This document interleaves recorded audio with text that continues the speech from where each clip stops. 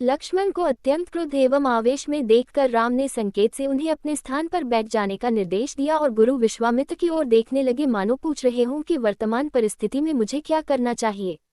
विश्वामित्र ने कहा, वत्स, लक्ष्मण ने सूर्यकुल की जिस मर्यादा एवं गौरव वर्णन किया है वह सत्य है। अब तुम धनुष पर प्रत्यंचा चढ़ाकर लक्ष्मण के वचन को सिद्ध करके दिखाओ।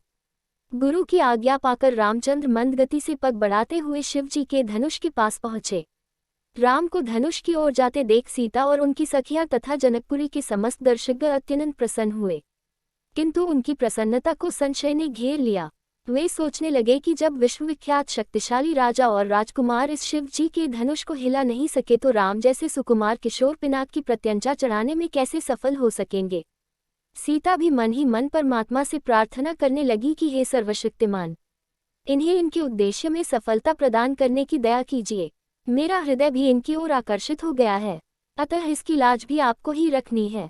हे प्रभु, आप अपनी अद्भुत शक्ति से इस धनुष को इतना हल्का कर दीजिए कि यह सरलता से उनके द्वारा उठाया जा सके। धनुष के पास पहुंचकर राम ने धनुष को बीच से पकड़कर सरलता के साथ उठा लिया और खेल ही खेल में उस पर प्रत्यंचा चढ़ा दी। प्रत्यंचा चढ़ाकर ज्यों ही उन्होंने धनुष की डोर पकड़कर कान तक खींची त्यों ही वह धनुष भयंकर शोर मचाता हुआ तड़तड़ा कर टूट गया। उस नाद से अधिकांश दर्शक मूर्छित होकर भूमि पर गिर पड़े। सिर्फ विश्वामित्र, राजा जनक, राम, लक्ष्मण आदि कुछ ही ऐसे लोग थे जिन पर इस भयंकर स्थिति का कोई प्रभाव नहीं पड़ा। कुछ काल पश्चात जब सबकी मूर्छा दूर हुई तो वे राम की सराहना करने लगे। धनुष भंग हो जाने पर राजा जनक ने विश्वामित्र से कहा, मुनिव, मेरी प्रतिज्ञा पूर्ण हुई, इसलिए अब मैं सीता का विवाह रामचंद्र के साथ करना चाहता हूँ। मुझे अपने मंत्रियों और पुरोहित को विवाह का संदेश लेकर महाराजा दशरथ के पास अयोध्या भेजने की आज्ञा दें। विश्वामित्र प्रसन्न होकर बोले, राजन, आपके ऐसा ही करना ही उचित है।